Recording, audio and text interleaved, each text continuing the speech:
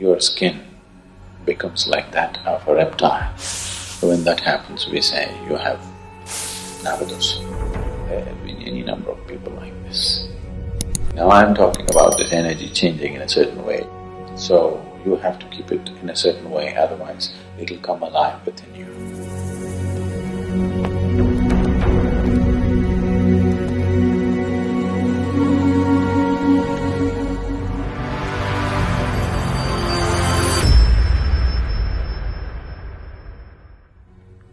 This is a strange country.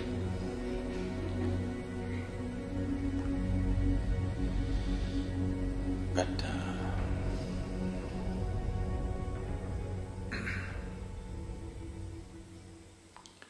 there are people who are seriously affected by what's called a Serpent Dosha. Knowing this, when you say Serpent Dosha, usually it affects the skin.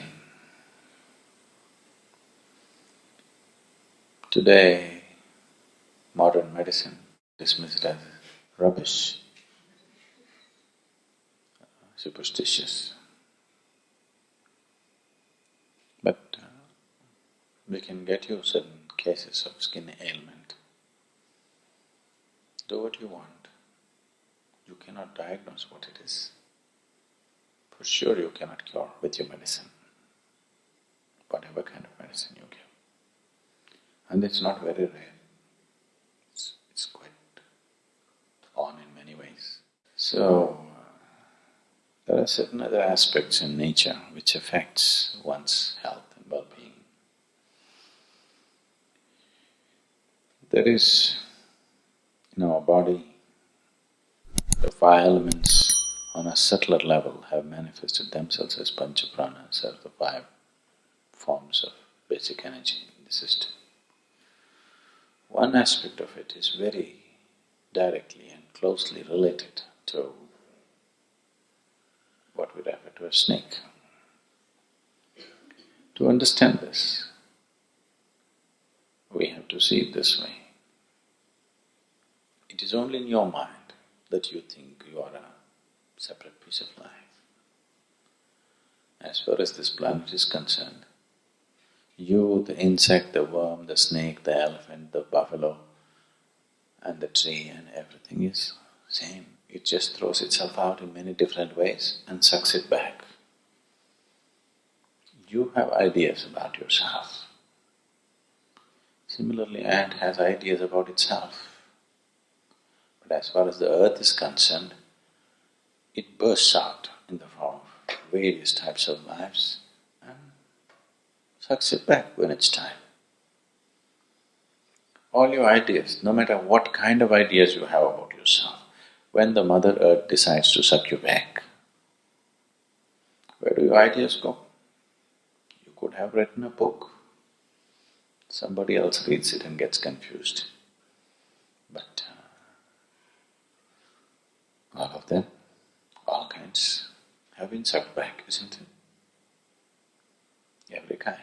As far as the earth is concerned, you, the worm, the insect, the snake, the bird, the tree, it's all the same stuff. The idea that I am this is your idea. Doesn't matter who you are. It'll suck you back and need you as a part of itself. Nobody has gone anywhere else except here, isn't it? So, the energy is the same. The material is the same. You and the snake, you and the insect are made the same way. So nobody can claim it is all that you are something distinct life. It is not distinct life, it is… even according to science you can see, all of us are made of carbon as far as… Are you made of silicon? No. Carbon. So, it is all the same stuff, made the same way. From a single cell in a leaf, in a plant, to yours, it's not very different, it's just evolution. Little different grade, that's all. Same stuff. So, because of certain reasons, it so happens that your Vyana, Vyana Vayu or the Vyana Prana behaves in a certain way. So, your skin becomes like that of a reptile. So, when that happens, we say you have Naga Dosha. So, there are various ways to get rid of this. You know, in India, there are people that if you have a snake bite, just by uttering a mantra, they will relieve you of your poison. Do you know this? Long distance. You heard of this man who became very famous, Romanikal in Karnataka? Huh? A station master. All you have to do is call him on the phone and tell him your name and what snake bit you. From where he is, he will relieve your poison. It is a proven fact, it's no more a joke. And this is not the first one, there have been any number of people like this. So, one way of understanding life is the chemistry of it. Another way of understanding life, the much subtler way of knowing life, is the energy of it. So when we say Sarpa Dosha, we are talking about the energy. It's become like that of a reptile. Do you know in your brain, there's a reptilian brain. You have about this size of your brain is that of a reptile. Within your brain, there is a brain which is about the size of something like a crocodile's brain. All this is not human brain, there's a reptilian brain inside. So that reptile can manifest itself because your energies begin to function in a certain way, and that can be relieved by doing certain things. Why in the Bhairavi temple we set up Sarpa Seva, and the Sarpa Seva is done with the termite hill earth. You know this? We're using the termite hill earth, that is the Putta. What do you call it? Puttaman. So with that people are doing the Sarpa Seva. So it can be relieved. It's a simple shift in your energy. So is it because some snake cursed you? So that is just a dialectical way of looking at it. Is it a superstition that a snake cursed you? That's not the point. It is just a certain way of expression. Now I am talking the language of modern science in a different way. Now I am talking about this energy changing in a certain way, your reptilian brain and all this. In a way, it's a curse from the snake. When you get it, it's a curse, isn't it? When you have it, it is very much a curse, isn't it? So this is just a dialectical expression. It is not that some snake is sitting somewhere and cursing you, but there is an element of you which is very much a reptile. There is an element of you which is very much a fish. There's an element of you which is very much an animal, and they can play up. Nobody can deny, even modern science cannot deny that all these animals exist within you in some dormant form, isn't it? The evolutionary process is very much present in the body, and they can come alive for various reasons. It is a curse from the snake. Curse from the snake does not mean there is a snake sitting outside and cursing you. There is a snake sitting inside and cursing you. And that can be dealt with in a certain way, because it is quite a common problem. That's the reason why we set up the Sarpa Seva for the people. And we build temples.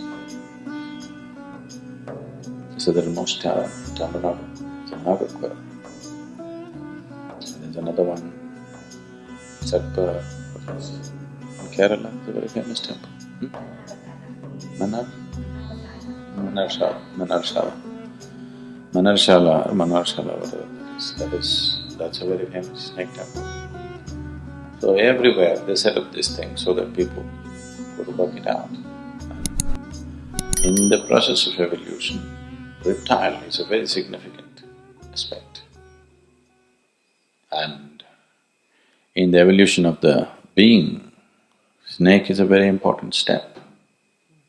And because of that, that's a reason why in India, if you happen to kill a snake, you give it a funeral, you know. People actually give it a funeral, you know. Yeah, yes, they'll put a coin, a milk, ghee, whatever. Whatever you do for the people, a human being, you do that because it is closely related to you on one level. Well, modern expression is you have a reptilian brain. The yogic expression is, in the evolution of the being, snake is an important step. So you have to keep it in a certain way, otherwise it'll come alive within you.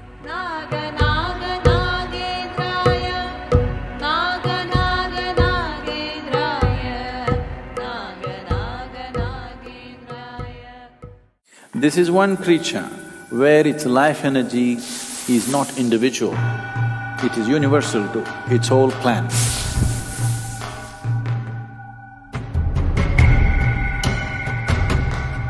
This is a dimension that a snake achieves because of a certain mastery over its Vyana Prana. This is a powerful form that is created by somebody and allowed to roam the world. They are everywhere, especially in certain places where certain occult practices were going on. In those areas, it's very high.